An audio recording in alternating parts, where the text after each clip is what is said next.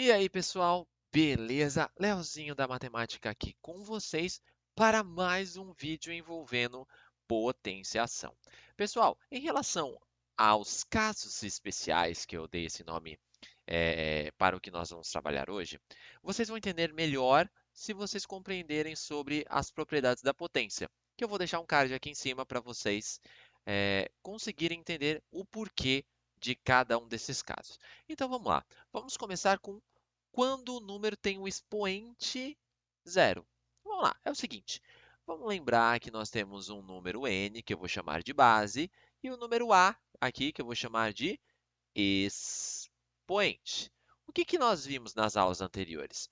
Que eu repito a quantidade da base tantas vezes quanto for o expoente, de forma que se eu tenho 2 elevado a 3, eu vou pegar a base, que é o 2, e vou repetir 3 vezes, porque 3 é o número que está aqui no expoente.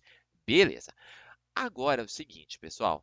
Quando eu tenho um número qualquer elevado a zero, a resposta é sempre 1. Sempre 1. Se eu tenho, por exemplo, 4 elevado a zero, vai ser 1. Se eu tenho 8 elevado a zero, vai ser 1.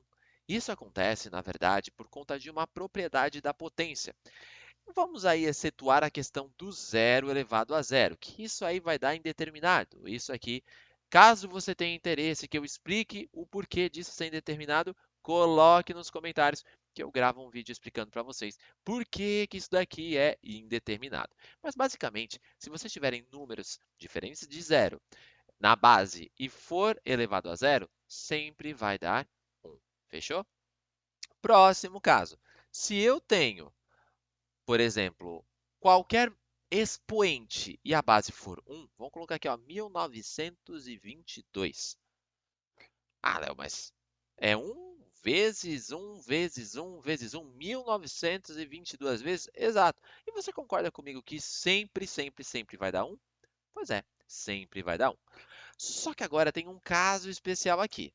Vamos supor que eu tenha, por exemplo, menos 1 elevado a 1922. Aí, eu já expliquei para vocês em aulas anteriores que quando a base ela for negativa, eu tenho que observar o valor do expoente. Se o expoente ele for par, como é o nosso caso, sempre será um valor positivo. Portanto, menos 1 elevado a 1922 vai ser 1. Agora, se em vez disso eu tivesse, por exemplo, menos 1 elevado a 1921, neste caso, pessoal, eu tenho uma base que ela é negativa, só que o meu expoente ele é ímpar. Se o meu expoente ele é ímpar, então o valor do sinal, né, desse menos 1, será negativo. Então, menos 1 vezes menos 1 vezes menos 1, 1921 vezes, será menos 1. Beleza, pessoal? Então, falamos sobre a base ser 1, e aí não importa qual seja o expoente, sempre vai ser 1, só devemos tomar cuidado em relação ao sinal. Falamos sobre o expoente ser zero e agora sobre a base ser zero. Se eu tenho, por exemplo, 0 elevado a 920, estou inventando qualquer expoente aqui, pessoal. 0 elevado a 920, olha só, é 0 vezes 0 vezes 0 vezes 0 vezes 0, 920 vezes. Concorda que sempre vai dar zero? Então, não importa qual seja o valor do expoente, sempre, se a base for zero, vai ser zero, porque não importa quantas vezes eu multiplicar o zero, sempre vai resultar em zero. Uma pequena observação que convém para finalizarmos este vídeo. O que acontece? Não sei se vocês repararam, mas todos os exemplos anteriores eu coloquei parênteses quando ele é negativo, porque na verdade tem uma pequena diferença que vocês têm que tomar cuidado. Se, por exemplo, eu tenho menos 1 dentro do parênteses elevado ao quadrado, o que acontece? Eu repito a base, que é o menos 1, tantas vezes com o expoente, que no caso é o 2. Então, veja, a base é o menos 1, essa é a base, e o 2 ele é o expoente. Eu vou repetir a base a quantidade de vezes do expoente, que no caso é o 2. E aí, nesse caso, se vocês repararem, eu copiei exatamente tudo que está dentro do parênteses, ou seja, inclusive o sinal. Portanto, o que acontece? 1 vezes 1 vai dar 1.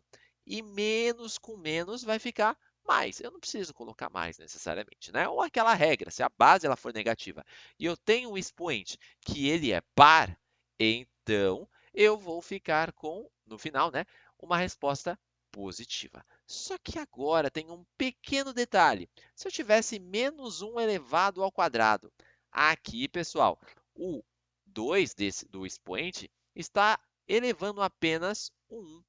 Então, o sinal ele permanece o mesmo, ou seja, seria o equivalente de menos 1 vezes 1. Então, a resposta final seria menos 1. Perceba, quando eu tenho parênteses, neste primeiro caso daqui, quando eu tenho parênteses, eu copio parênteses duas vezes. E quando eu copio parênteses duas vezes, o sinal de menos que está aqui, ele faz a regra de sinal. Agora, se eu não tenho parênteses, eu apenas copio o sinal que está aqui. Beleza, galera? Toma muito cuidado, porque isso acaba confundindo muitos alunos. Um forte abraço e até a próxima! Então, pessoal, assistiu até aqui? Não se esqueçam de deixar o like, curtir, compartilhar com seus amigos e comentar. Caso você tenha alguma dúvida, alguma sugestão para os próximos vídeos, eu vou ficando por aqui. Um forte abraço e até a nossa próxima aula. Falou!